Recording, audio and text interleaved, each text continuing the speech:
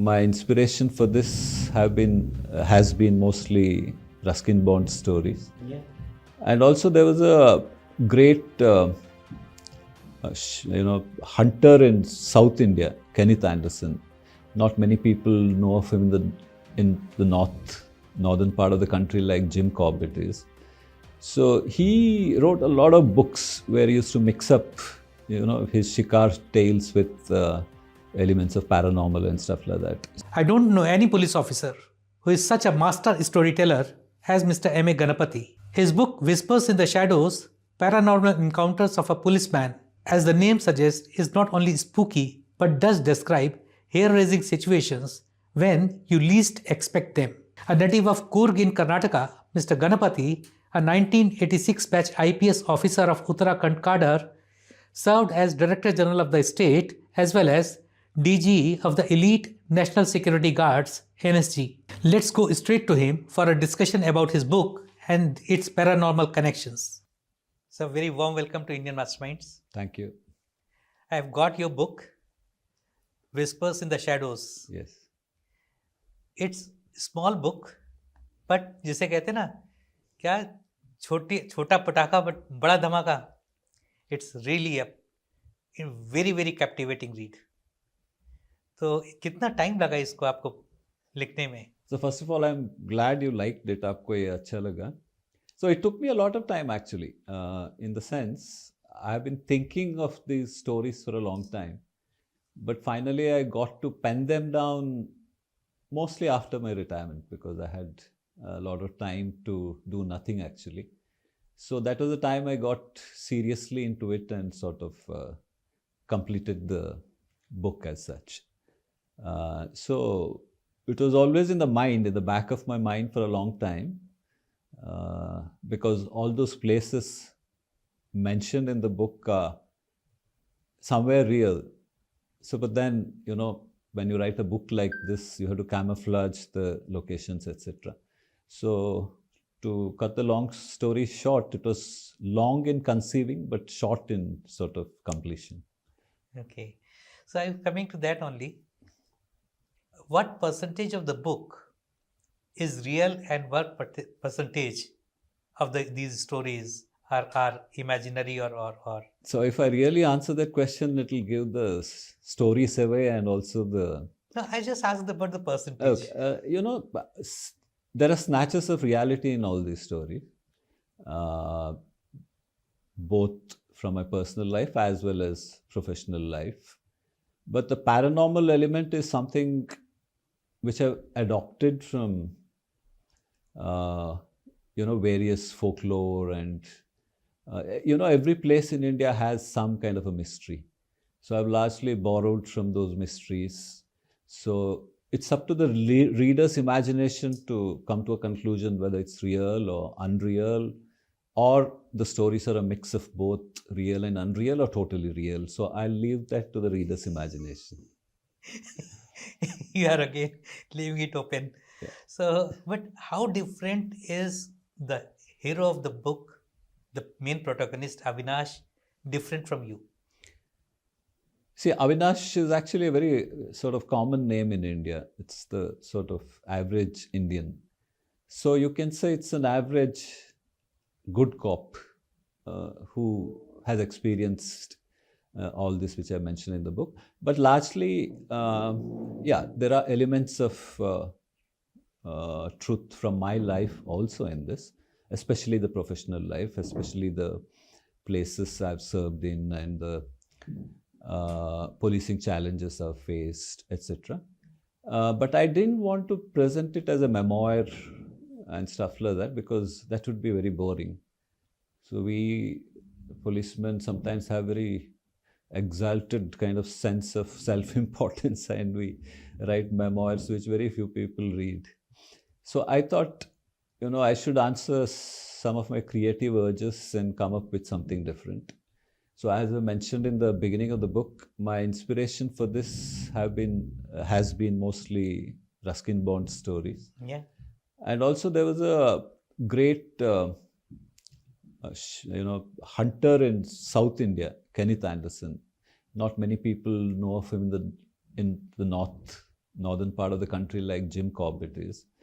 So he wrote a lot of books where he used to mix up, his shikar tales with elements of paranormal and stuff like that. So I used to like those books when I was. Jim Corbett has mentioned in a couple of his stories. Yeah, in a couple of stories, but he has not really explained it beyond a point. Yeah. So I thought, I should mix my life experiences in a sort of camouflage sense and mix it with something which will create some kind of wonder, and, it'll trigger a thought in people that, the life as we see it are the things beyond it. So it's to create some kind of a wonderment, an element of, mystery in people's minds. The way you have gone about describing the atmosphere and creating a whole scenario, describing personalities of different people and different characters in the stories. Yeah. So it seems you have really researched about the subjects. So it's like this, the locations, wherever the stories are located, it doesn't need much imagination because the places are real. So you can describe them as they are by just changing the names and, the sequence and the time period, etc. So the places are real, so it doesn't need much imagination to conceive the location as such. And the stories, snatches of, the stories as such, the episodes are taken from here and there, out of snatches of reality. And the paranormal element, as I said earlier, is sort of based on the stories I've listened to. And interestingly, even Mr. Rustin Bond has liked your book. He has given some very good. So I had requested him to give a short sort of reference. Yeah. And he was kind enough to do it. As you know, I was DGP of Uttarakhand and he stays in Mussoorie. So I used that connection to literally sort of maybe even extract a nice word from him. But it was very generous of him to have written a nice one-liner, which sort of describes the book as it is. It was a very apt kind of a line. In fact, in a couple of stories, like the one about Carrie, so it seems so real because you have described the events, you have described the places which are real. Jim Corbett Park, you have worked in Uttarakhand, and the way you went about the protagonist, Avinash, goes about the investigations. Yeah. So it seems that it's not him, but you yourself investigating the whole thing. So that's the idea. Actually, I may not have sort of undergone all those experiences, but some of them are borrowed from the experiences of others also. And that's not Jim Corbett Park. It's another location. Rajaji. Could be. So, and as I said, the episodes as such, the incidents, they are sort of real, maybe with a little bit of as I said earlier, camouflaging to conceal the real characters, etc. Because nowadays everybody, gets into trouble if you disclose beyond a point things which are not really necessary. So as I said, snatches of reality weaved into a story based on locations which I have mostly worked in. But if I may ask that, do you really believe in paranormal? So that I'll leave it open. Like, for example, if I say somebody is standing behind you, will you believe me? So I'll tell you a story actually. So this concerns my wife actually. She goes for her haircuts in a particular place in Delhi. So a couple of months back, she went as usual to the same place. And usually it's the same person who does it.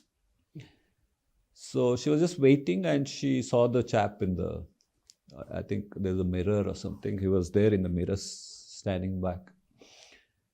So then her turn came and she said, I'll go with the usual person. Let's call him D.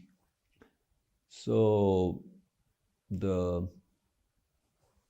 people there said, unfortunately, he passed away a few months back, so you can't have him. So she said, but I saw him in the mirror, he was standing somewhere behind. So is it human imagination? Is it something real? Is it a mind playing tricks on you? So the idea is not to focus only on the paranormal element of the book, but also on the, the policing insights the book has. At the same time, create some sort of wonder in the reader that, when all things fail, there can be things which sort of come and save a situation or help a person get justice and stuff like that. So while not specifically answering your question whether I believe in paranormal or not, I can only say that, we should never cease to wonder about life as we know it, because there are many things we still don't know, in spite of progress of science and technology, etc. Mm-hmm. Or even if no paranormal existed, I think it gives people an avenue to think and wonder beyond their daily life. Otherwise, life becomes very boring. In number of stories like Ganavat Uike or Parmeshwar Bhatt, these are the characters who actually come out of the dead and help the police in investigations. So has this really happened somewhere? So I'll answer it in a different way.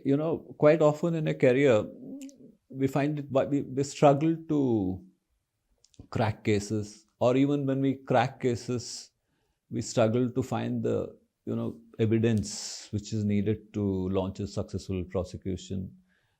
And even if such an evidence comes, then there are certain impediments in sort of putting that evidence in the court of law. So my idea behind this, behind these stories, especially where police fail and some intervention takes place and the victim, in a sense, gets justice, is to portray that policing in general, or police work in particular, is very fallible at times. I mean, there are failures. Yeah. So when you fail, what do? You sort of seek some kind of intervention. So, but whether those interventions are real or not, it's for the reader's imagination. But what I wanted to portray was that police fail quite often, and it's not always due to incompetence or inefficiency. There can be circumstances. But in the end, so my stories project that the victim, in a sense, gets justice.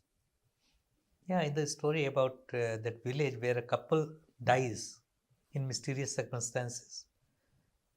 So the whole village vanishes. So is that possible? So that's based on some kind of it's a sort of a broadened what exactly experienced in a particular place. I won't disclose the name of the place. So there was a murder in a particular village in a particular district, very remote police station. It was a very remote police station in a very backward district. So when we reached there, I found it very odd that, there are people still living almost in a very primitive kind of state of affairs. This would be in the mid-90s. So when India was, coming up and progressing, and this was a very remote place. And as soon as our police party reached that village, they just vanished. Some in horsebacks. I mean, you can imagine people going away in horsebacks, and they really looked sort of very untouched by civilization, wild with long beards and stuff like that. So when we actually went to the village to find out the details of the murder, etc., there was nobody there. So I sort of based that story on that scene which I had seen. Abandoned village. Abandoned kind of a village. So I broadened the imagination and came up with that story. But the place was rather very strange.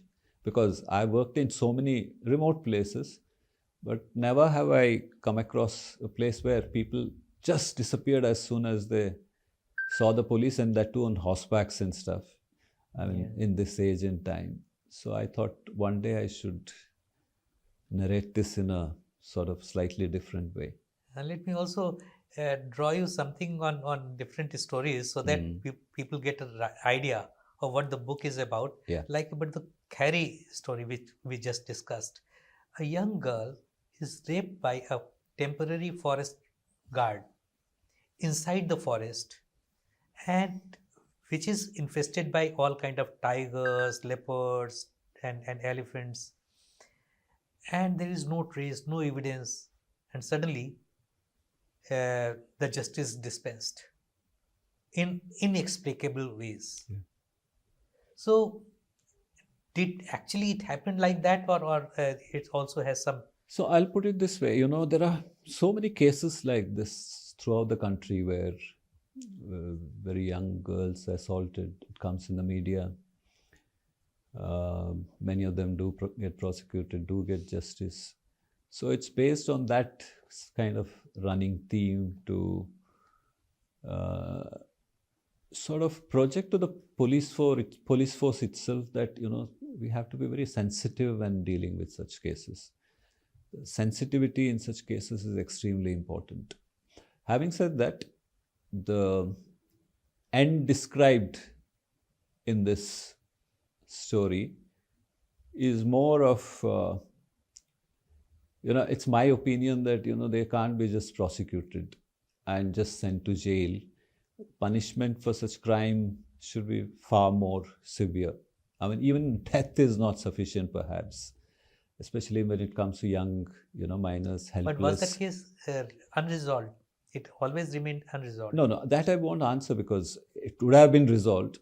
But I wanted to create an end where, the justice actually dispensed is far more brutal than what an ordinary criminal justice system can ensure.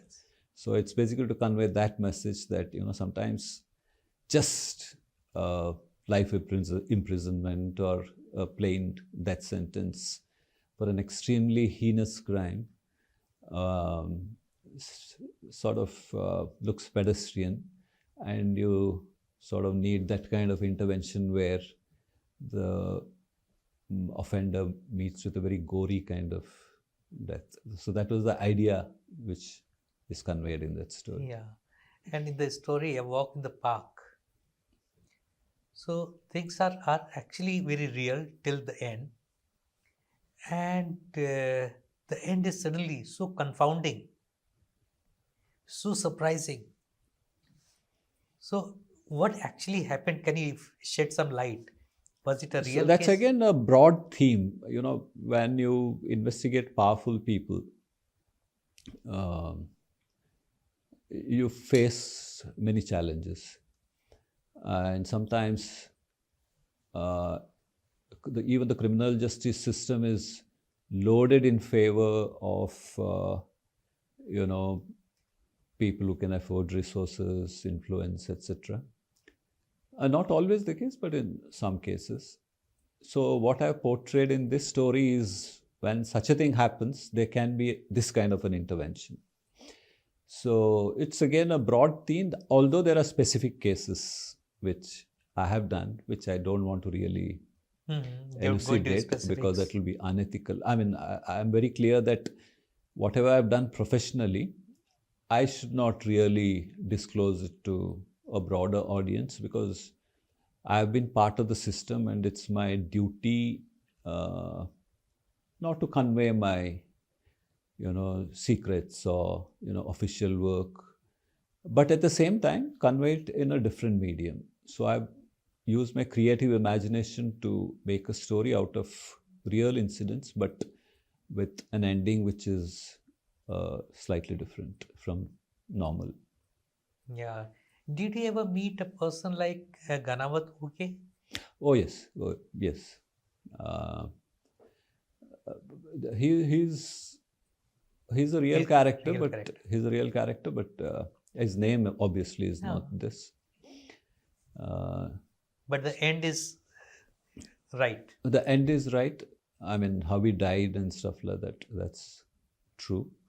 And There are many cases like how that. the cops were saved.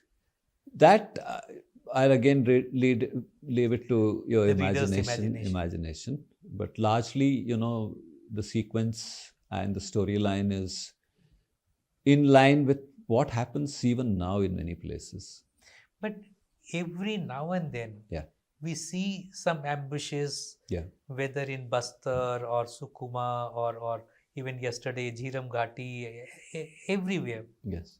Means police being ambushed, paramilitary being ambushed. And this was another such setup. Yeah, this was much earlier actually. I now.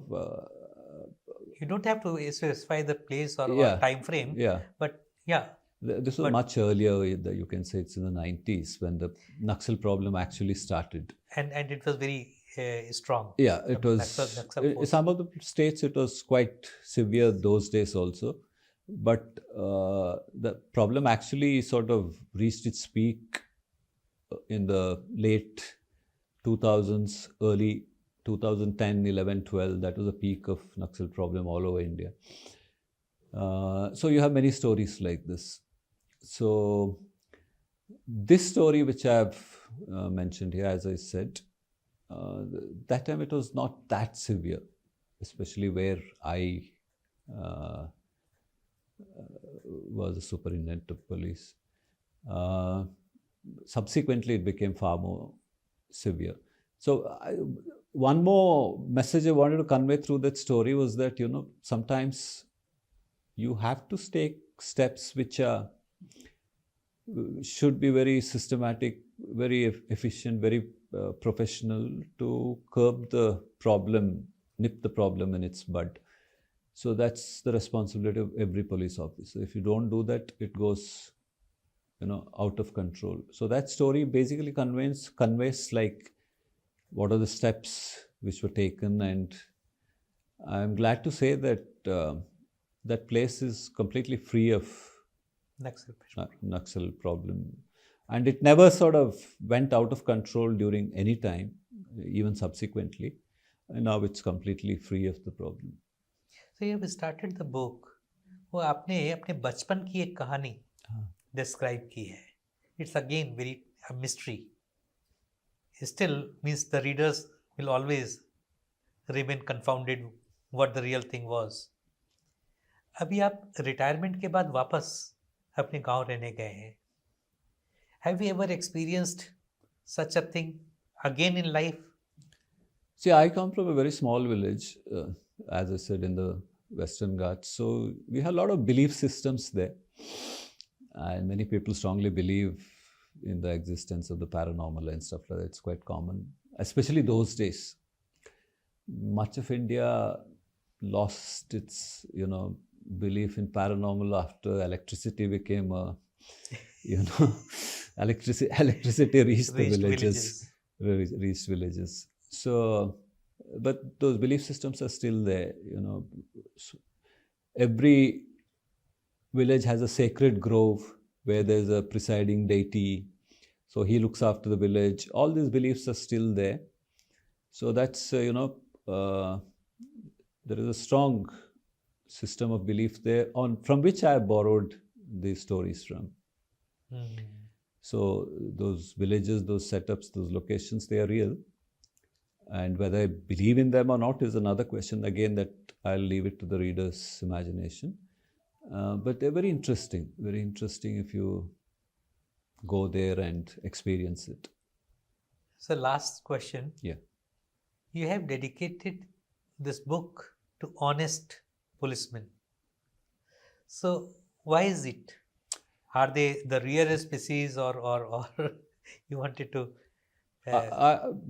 See, I really admire policemen who are honest. And I also feel that the police department can do much more with more honest officers who are transparent, professional, dedicated to the job. So as a country which is progressing very fast, we need a law enforcement mechanism which values probity and professionalism over all other considerations. So that was the motivation to dedicate the book to Honest Policeman. So it was a very nice conversation with you. Thank you. And I'll request the audience to go and buy the book, read it. It's really a very captivating read, very engaging read. I'm sure everyone is going to enjoy that. So for similar videos, similar interesting conversations, keep watching Indian Masterminds and like and subscribe our channel. Thank you very much. Thank you.